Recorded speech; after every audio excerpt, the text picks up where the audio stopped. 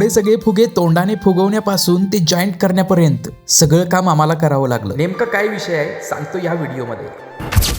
एका मित्राच्या सलूनच्या 1 वर्ष त्याचं पूर्ण झालेलं आहे. त्यासाठी त्याने आम्हाला निमंत्रित केलंय, म्हणून आम्ही उमरजला निघालेलो आहे. त्याने बोलवलेलं आहे आम्हाला थोडीशी तयारी करण्यासाठी. हे बघा, हे फुगे आम्ही अशा पद्धतीनं केलेले आहेत तयार.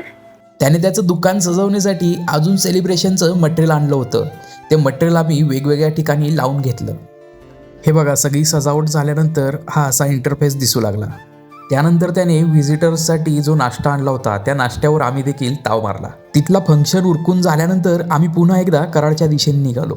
निखिलला त्यांच्या घरात एक फळांची कॉम्बिनेशन पाहिजे, त्यासाठी तो तिथे फळे घ्यायला लागलेला आहे.